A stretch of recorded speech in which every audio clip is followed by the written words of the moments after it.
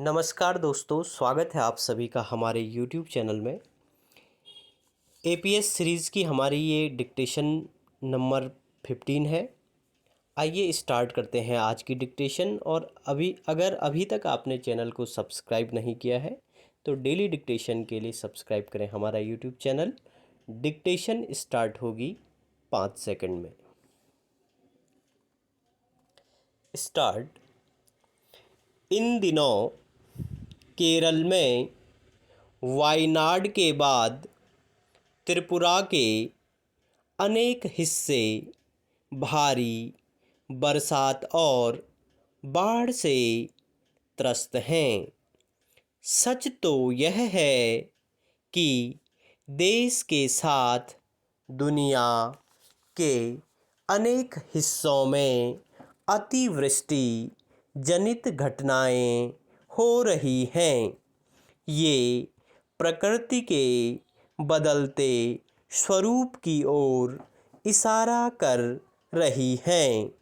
तीव्र वर्षा के पीछे वह प्रचंड गर्मी ही मुख्य कारण है जिसने इस बार पृथ्वी को भट्टी बना दिया है। इस कारण हुई भारी वाष्पोत्सर्जन को किसी न किसी रूप में पानी के रूप में गिरना ही था। इस बार तीव्र वर्षा ने मात्र हिमाचल प्रदेश, जम्मू कश्मीर या फिर उत्तराखंड में ही कहर नहीं बरपाया, बल्कि केरल के वायनाड से लेकर असम, उत्तर प्रदेश, बिहार, त्रिपुरा आदि में अपना असर दिखाया है। स्पष्ट रूप से यह ग्लोबल वार्मिंग और जलवायु परिवर्तन की देन है। जब भी अधिक बारिश होगी तो हमारा मौजूदा आधारभूत ढांचा टिक नहीं सकेगा। ऐसे में अगर भविष्य में ढांचागत विकास को लेकर गंभीरता न बरती गई हो तो नुकसान और बढ़ेगा।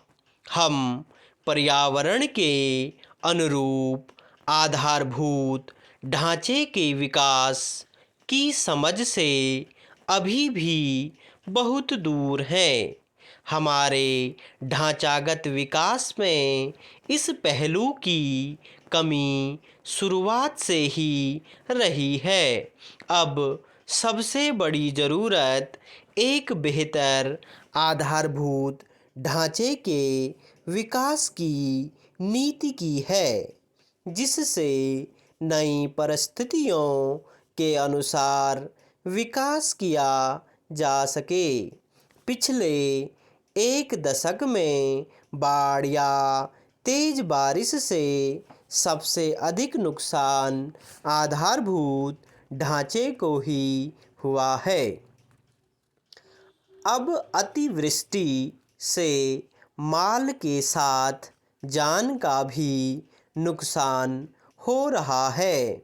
इस बार की बारिश ने पिछले कुछ दशकों में सबसे ज़्यादा दुष्प्रभाव डाला है।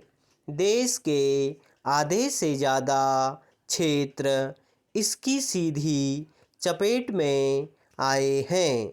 वायनाड में तेज बारिश के चलते हुए भूस्खलन में ही मरने वालों की संख्या 300 से ऊपर पहुंच गई। कई गांव बुरी तरह प्रभावित हुए। बिहार और पंजाब ने भी बारिश के गहरे दुष्प्रभाव झेले हैं। उत्तराखंड में लोगों ने जान गंवाई तो हिमाचल प्रदेश में भी। हिमाचल में तो एक गांव पूरी तरह से खत्म हो गया। अब त्रिपुरा में तबाही हो रही है।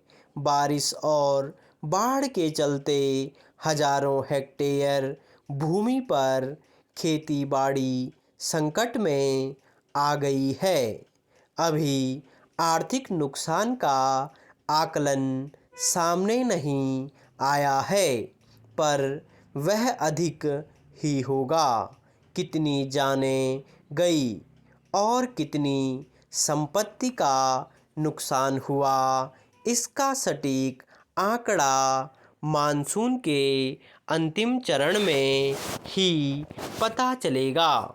यदि इस बार मानसून लंबा खिंचा तो नुकसान बढ़ने की आशंका है। इसका दोष अनियंत्रित विकास कार्यों को दिया जा रहा है। इसके अलावा वनों की कटान और प्रकृति से छेड़छाड़ भी इसके बड़े कारणों में माने जा रहे हैं। इस पहलू को हमें बेहतर तरीके से समझना होगा। स्टॉप।